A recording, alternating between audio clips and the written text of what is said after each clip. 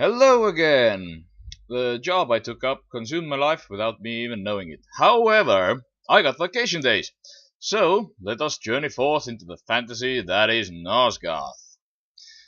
Now, to make up for the extremely short introduction to Raziel, the game gives us 1 full hour of Raziel action.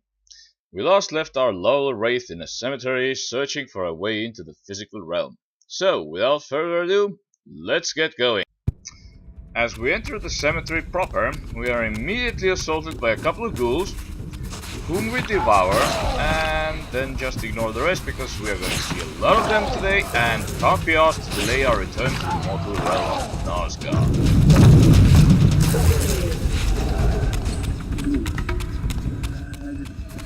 Whoops! Sorry! Coming through! And so we come to a pretty nondescript crypt.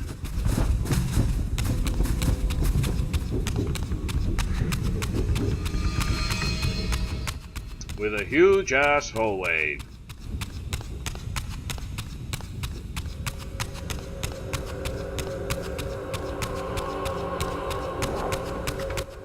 This crypt is guarded by a couple of shades. Nothing difficult, but kill them all to proceed mechanic is a somewhat annoying aspect to an otherwise awesome game.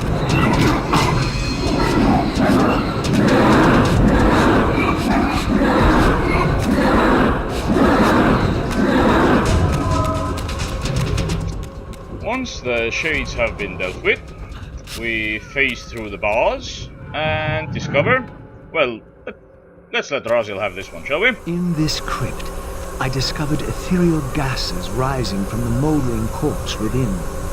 As I neared, I felt a distinct spiritual pull, and the closer I approached, the more that pull intensified.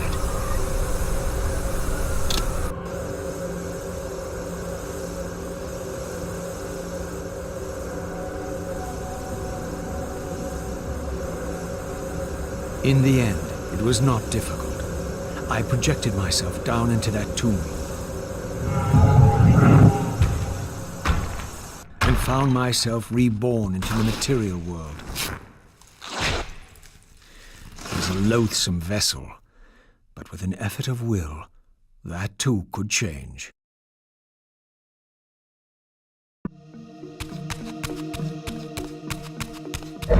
These gargoyles quickened as I drew near, triggering the door to close. I would need to find some means of approaching the door without being observed. So, next obstacle. Guardian gargoyles and the curious stone that charges the river when struck. Whenever we come across one of these, you can be sure that there's going to be a river puzzle nearby.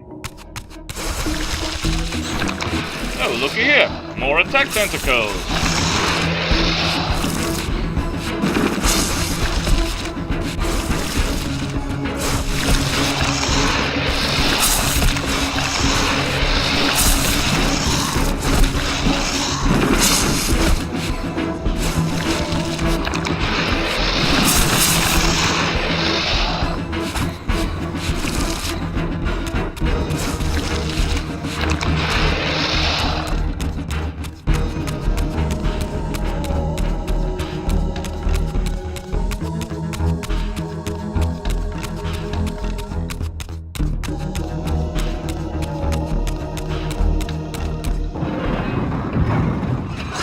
Says she won't go near the place. I tell you, the pillars are haunted. Haunted? I heard a woman's voice talking and moaning, and there was no one there. How many vampires have you killed? And you can't face down one ghost? I knew who these were. Vampire hunters, scouring the countryside, destroying what had once been my kind. My God, what is that? A vampire or a demon? Where? Here. Get him! Quickly! No mercy. Poor Raziel can't sneak even when he's sneaking. The pre-ass-kicking one-liner more than makes up for it, though. Also, the barrier you see here makes no sense, because these guys don't even have any magic uses with them. Oh well, time for some soul stealing.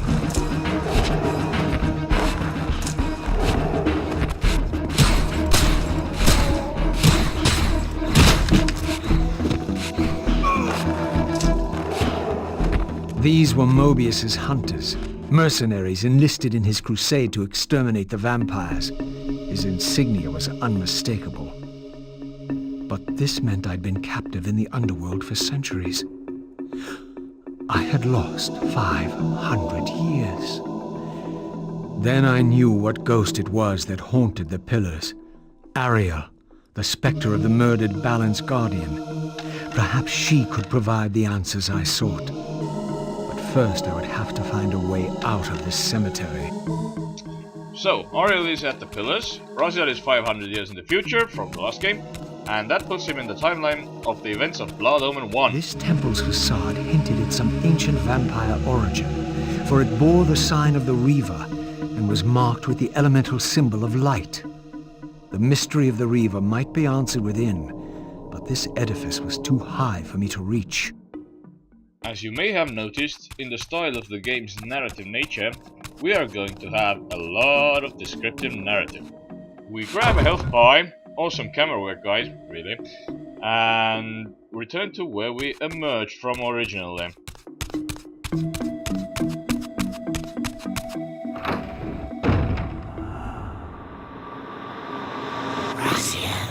Raziel, fallen hero.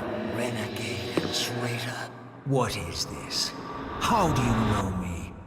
Raziel, what are you? Why should they know your name? You are nothing. It seemed my method of entering the physical realm was not altogether original. But where had these beings come from? So, these guys are dead bodies animated by the Hilden. How do I know? Their souls are a different color and are Hilden shaped.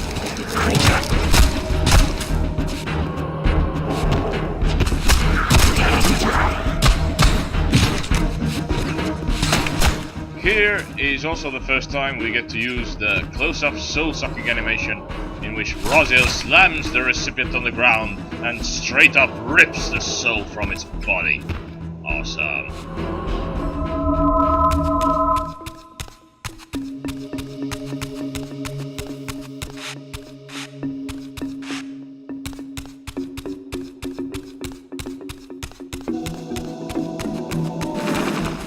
These are the first of many enemies that randomly pop up to hinder our hero's progress.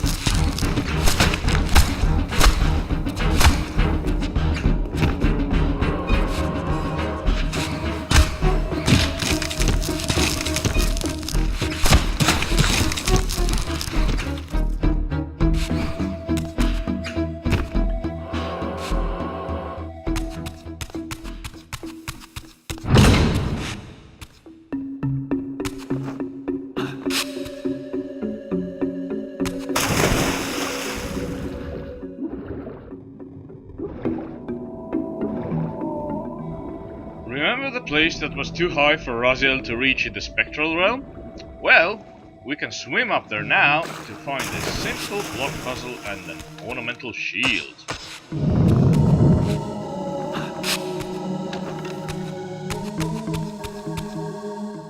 Let's have a quick look at the status screen here as well, and move on deeper into the crypt. Ornamental shield. Spectral Reaver. Material Reaver.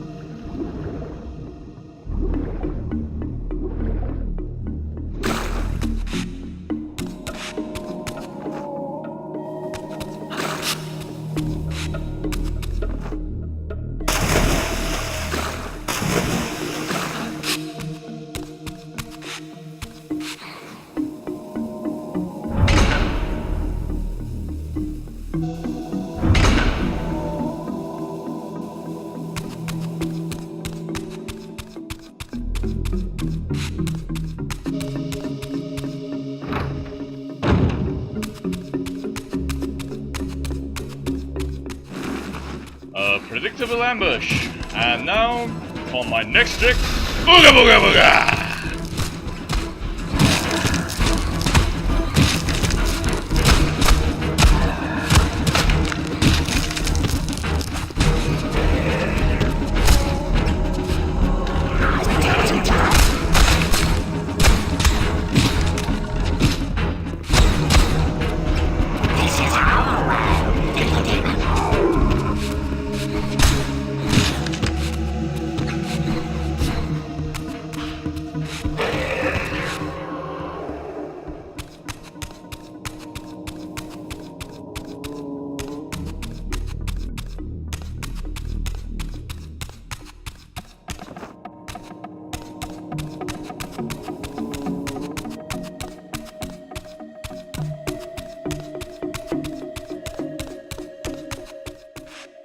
Now we shifted to the spectral realm to phase through and jump across the cavern.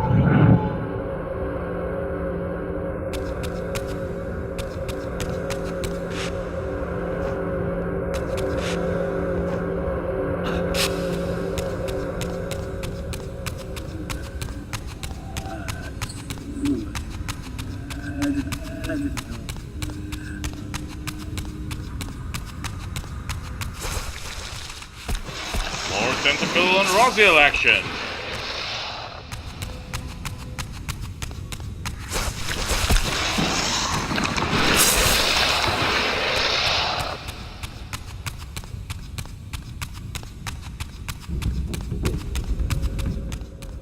And more helpful exposition. This edifice, marked with the elemental light symbol, was clearly much older than the ruins in the rest of the cemetery. The door was far too high to reach, and to open it, it seemed the Reaver would need to be imbued with the power of darkness. Clearly, I had more to accomplish before I could discover what lay within.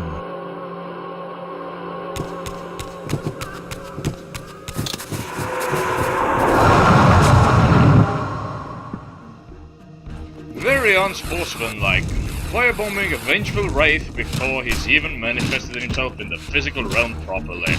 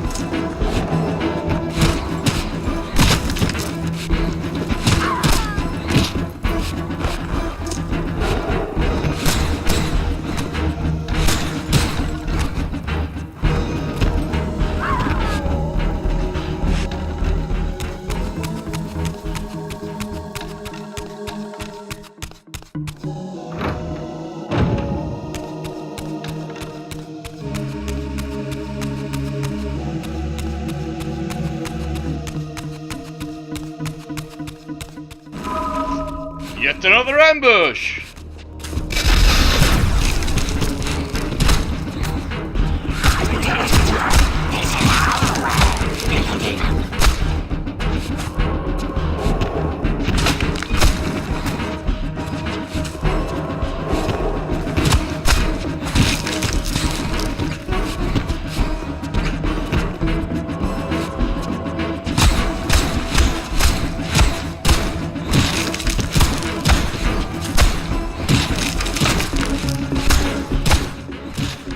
And we finish the fight, showing off the floating Soul Eater.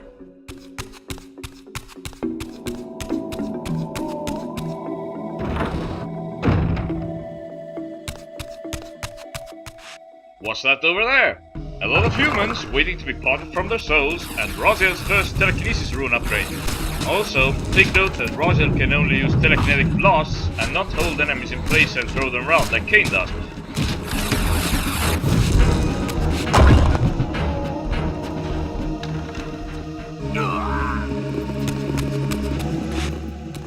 We also receive our first combo move, Perforate Carcass, which we show up here.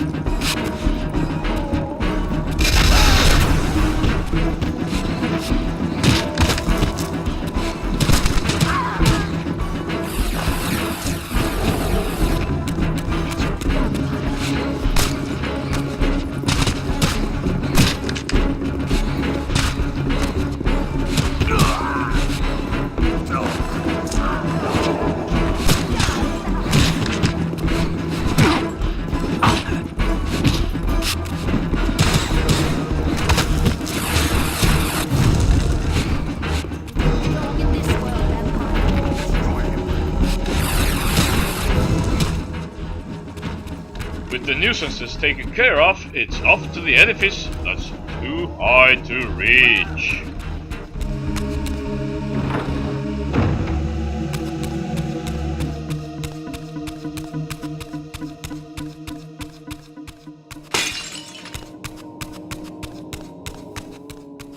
Once we're inside, another ambush awaits us, so we deal with it accordingly.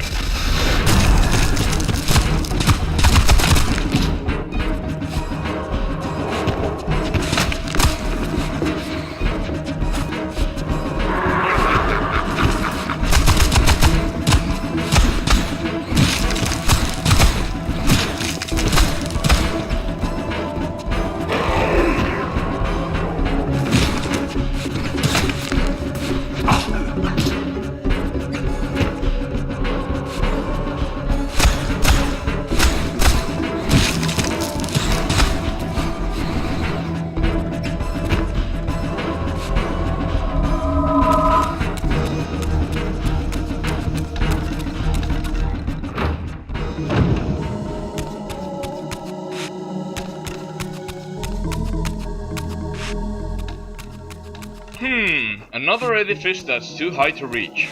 Maybe the spectral realm holds the answer.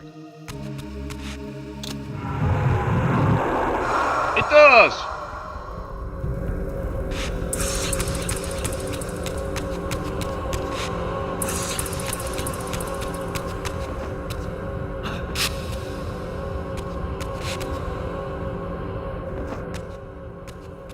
And after mucking about the first time, we jump up and use the conveniently placed buried body to return to the physical realm.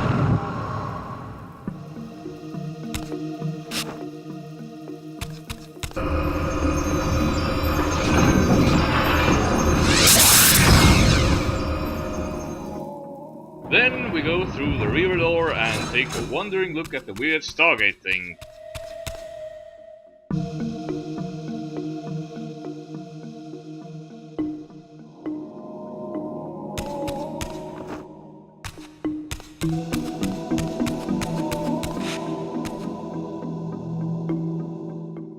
And then some shades arrive.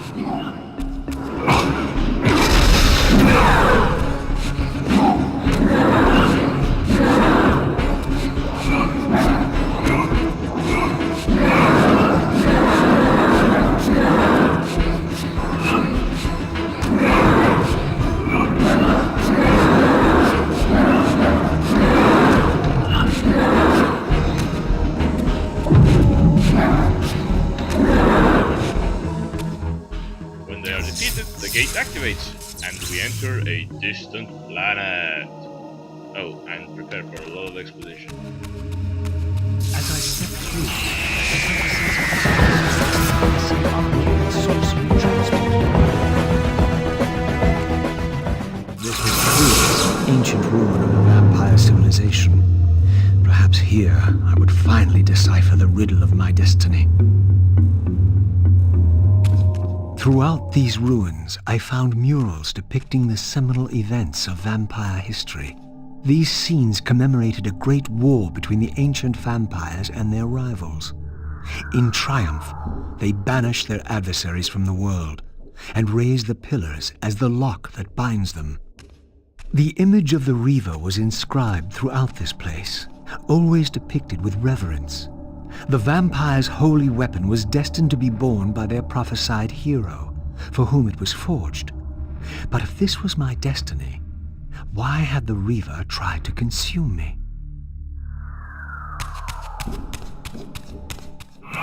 Just kidding, we are actually in the Dark Forge, hence the shade.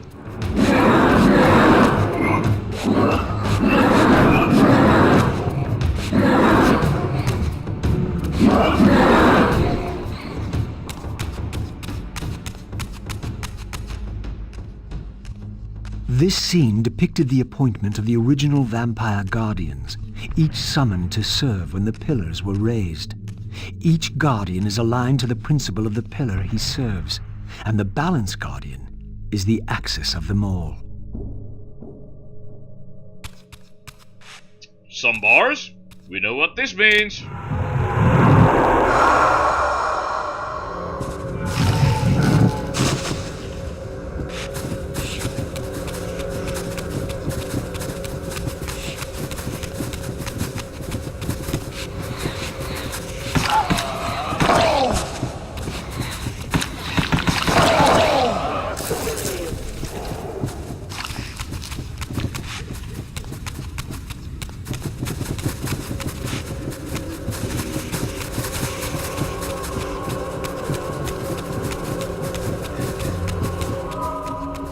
After exploring the forge a bit, we eventually find the way back to the physical realm and are immediately ambushed yet again.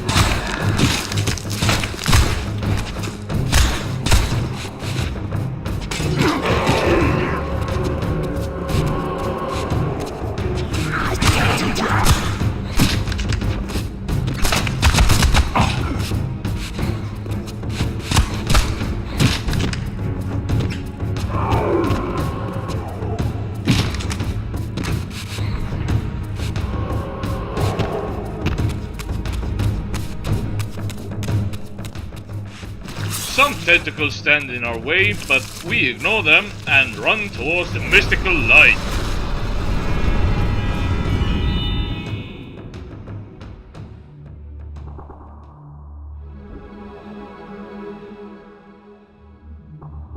At last it was done. The Reaver was forged with darkness. As I felt this new power coursing within the Wraith Blade, I knew that now the Light Temple would open to me. Yay, we have the Dark Reaver. It extinguishes orbs of light, blinds enemies, and lets out many shades to strike at your foes when fully charged.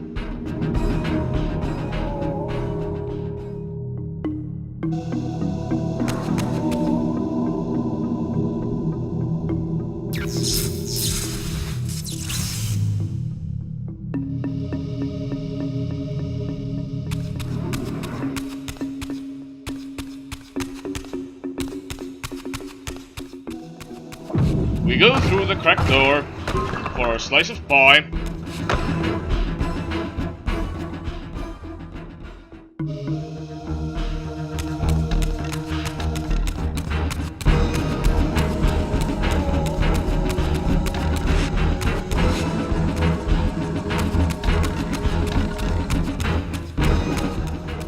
And climb up the wall to get back to the Stargate.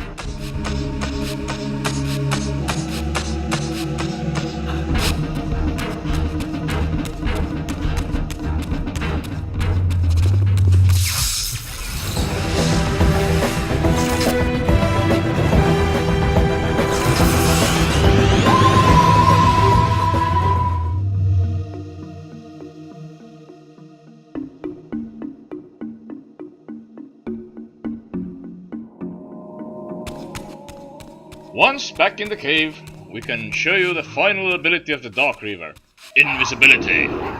That lets us pass the gargoyles, so it's backtracking time. Also, note that you need a specific Reaver to activate the doors.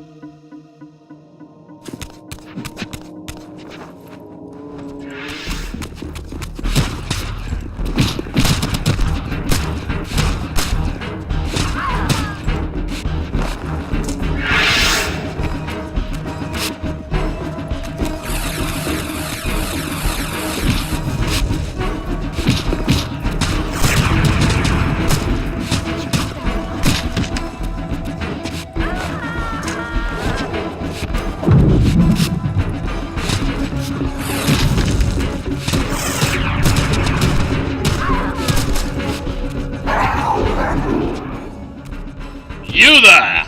Your soul is mine!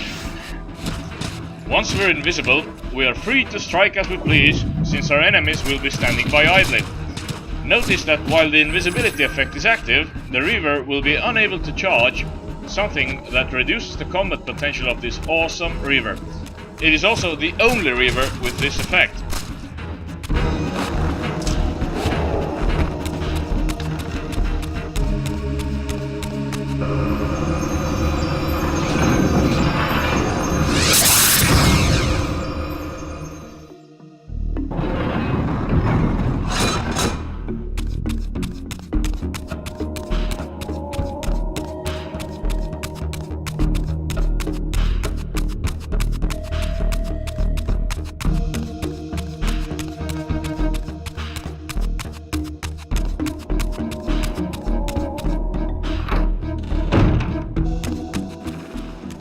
Inside the crypt, we are once again ambushed.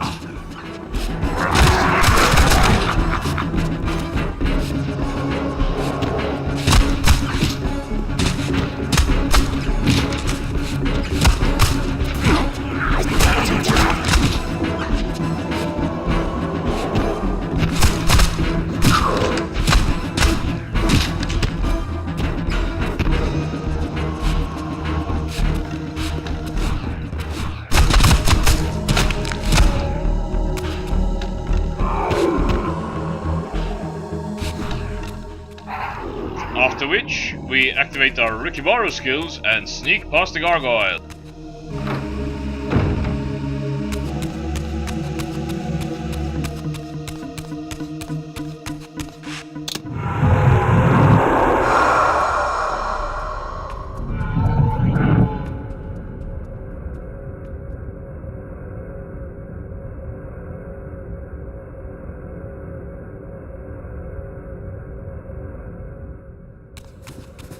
The camera shows us the pathway when we shift, so there's nothing puzzling here.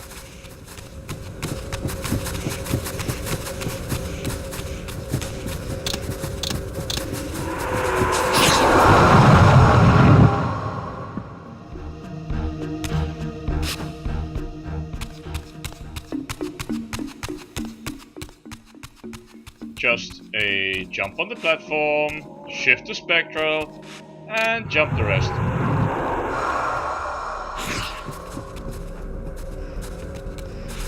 With a nice snack in between.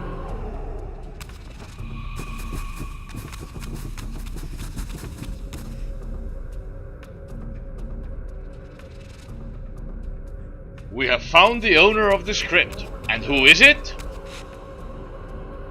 Against all odds, I had stumbled into Kain's own mausoleum. This seemed an unlikely coincidence.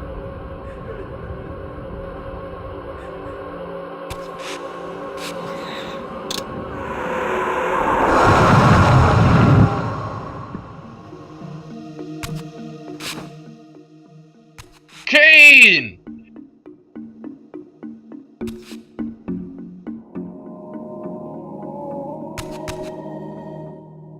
We pick up his crest and get ambushed for our troubles.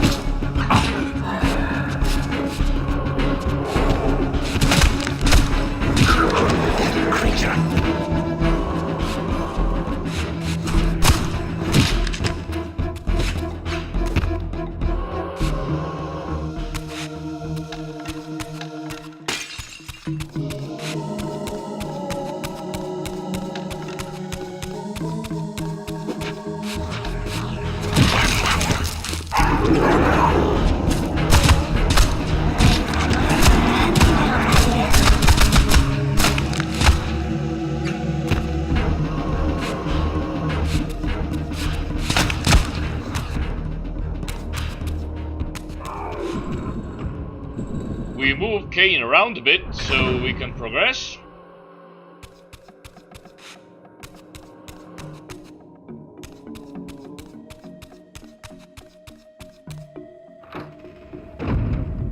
And wait a minute, this is back where we were before.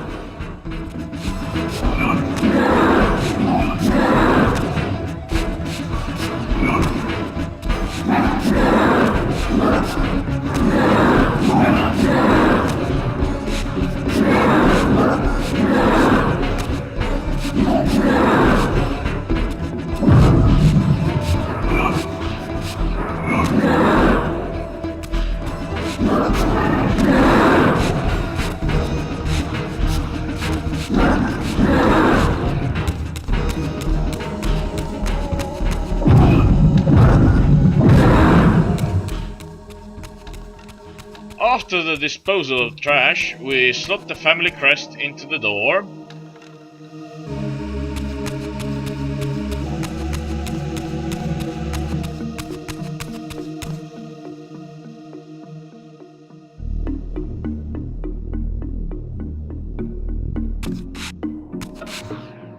Push the pillar down and jump down after it.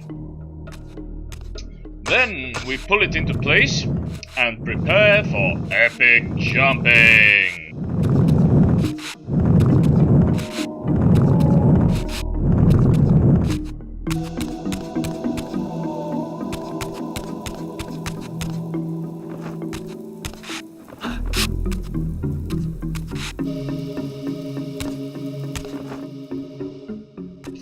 After not horribly fucking up the jump like before, we enter the entrance to the light cavern.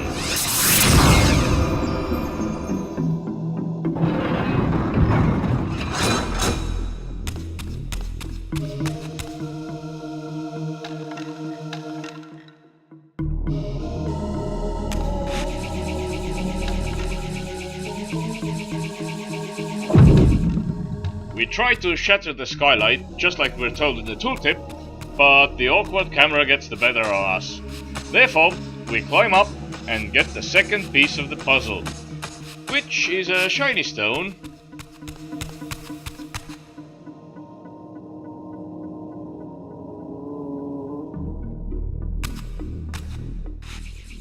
Before trying again, and this time succeeding. Then the Stargate activates, taking us to a different well, I did this joke already, didn't I? Eh.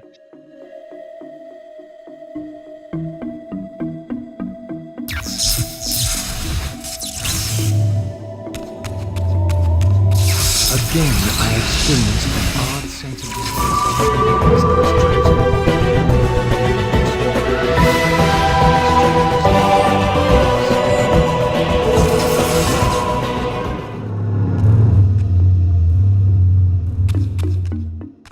their defeat, the vampires' enemy retaliated with a terrible curse, afflicting the vampires with a bloodthirst that turned their once noble race into ravenous predators. This curse plunged the vampires into despair and apparently drove many to madness and self-annihilation. What was it that so devastated them that they were driven to suicide? Anyway, after more exposition, we briefly encounter a shattered stargate before phasing through the gate in Astral Realm.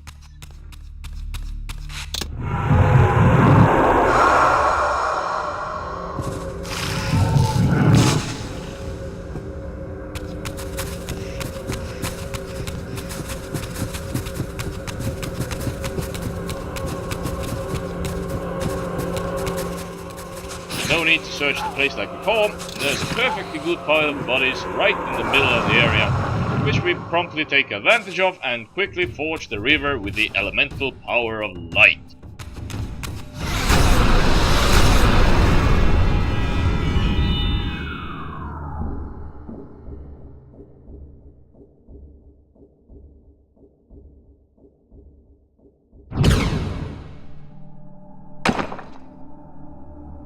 I had succeeded. The Reaver was forged with the power of light, and now my way was clear. I would seek out Ariel at the pillars and see if she could enlighten me. But not before this pseudo-boss is taken care of. It's basically a stone Raziel.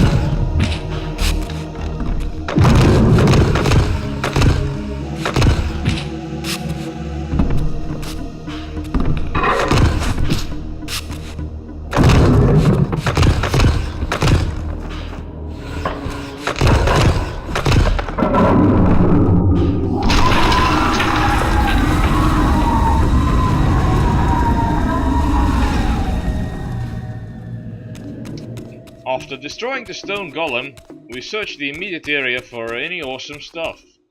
Like an arcane tome?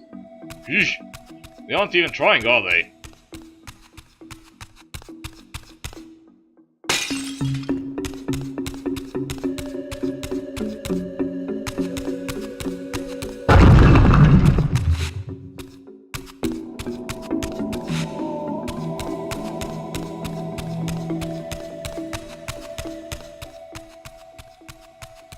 Anyway, after scouring the place for goods, we climb up like before and start activating the portal light.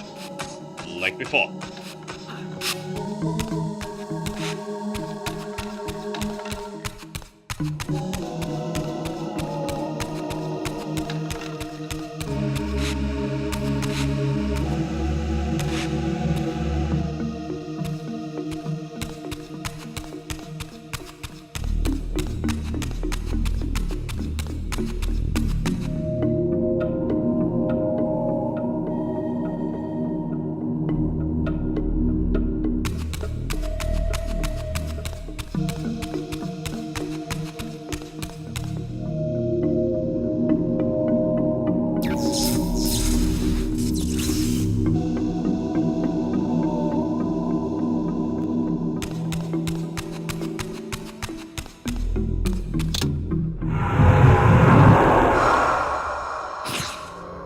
After we phase through the gate, we are met with a row of sluach, for which we are thankful for, because we have half our health missing, and we also receive Phantasmal Tempest, our second combo ability.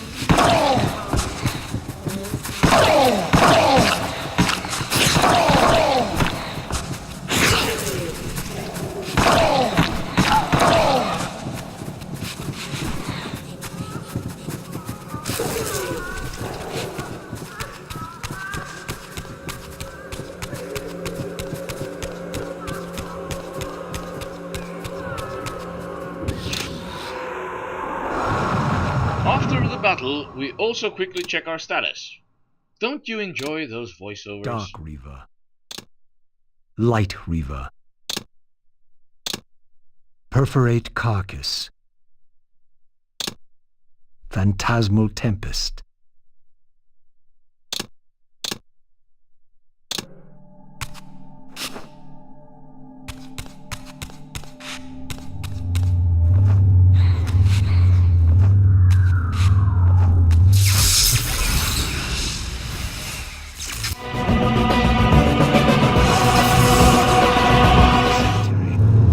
I only needed to find the gate that would send me on my way.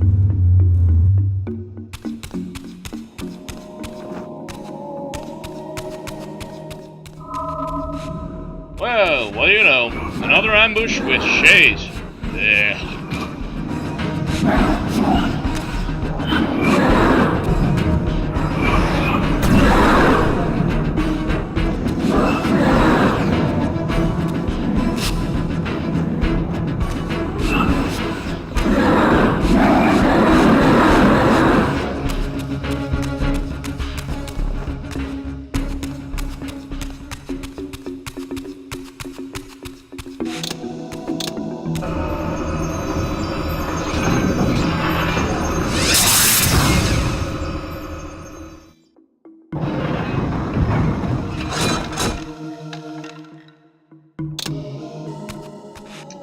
I must say that all the ordinary people were pretty much fucked if they ever wanted to move to the pillars.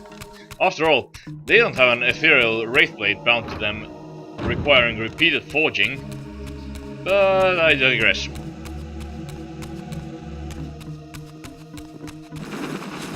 Here we get a chance to show off our newly acquired skill. I like to call it the helicopter, and most likely it will be referred as such throughout this Let's Play. Also, the Light Reaver's abilities are to blind people when fully charged and mass blind when activated, so not the most impressive out of the bunch.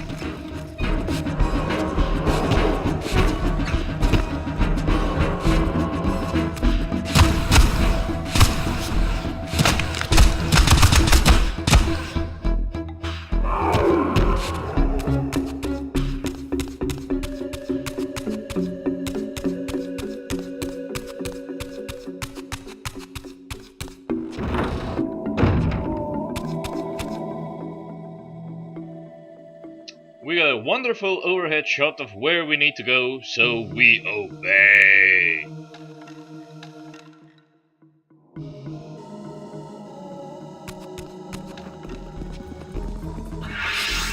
But back in the central, we run into yet another pack of vampire hunters, who are annoying as fuck.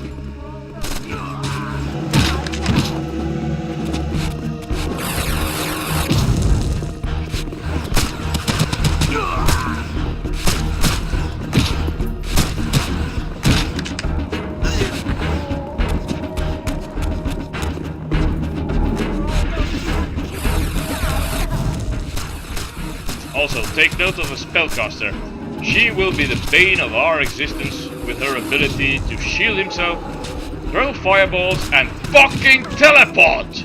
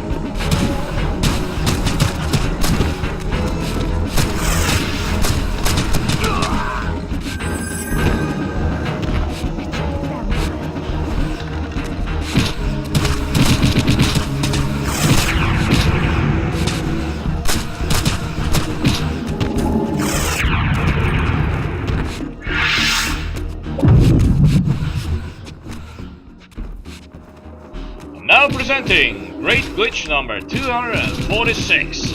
Spellcaster stuck in a goddamn tree.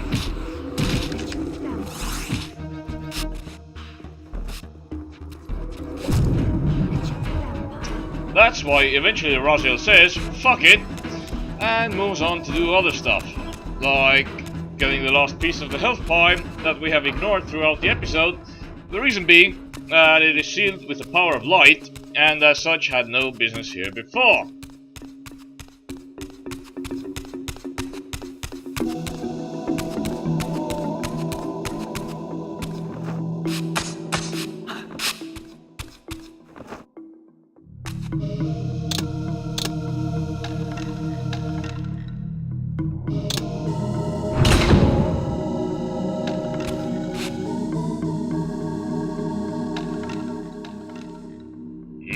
That is some tasty pie.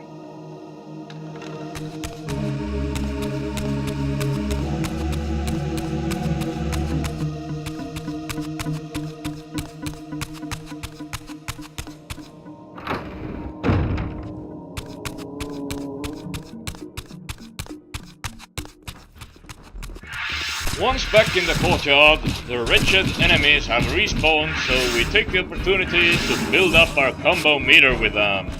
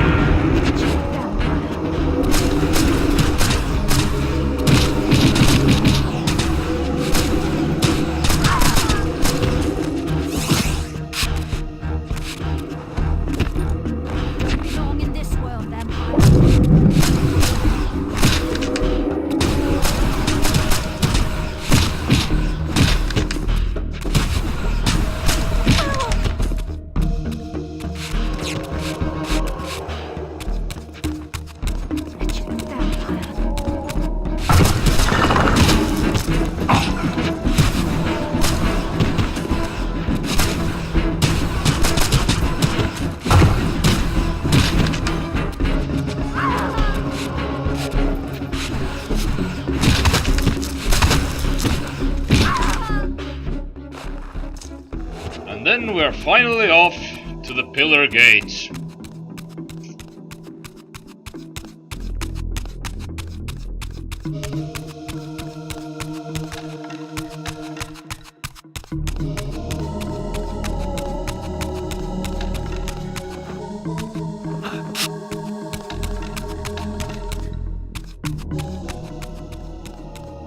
Oh boy, a puzzle!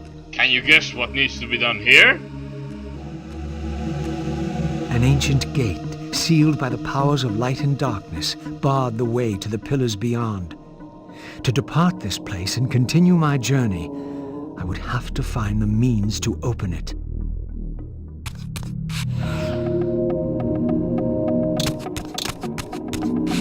At last, the gate yielded to the powers of light and darkness with which the Reaver had been forged. The way to the pillars was open.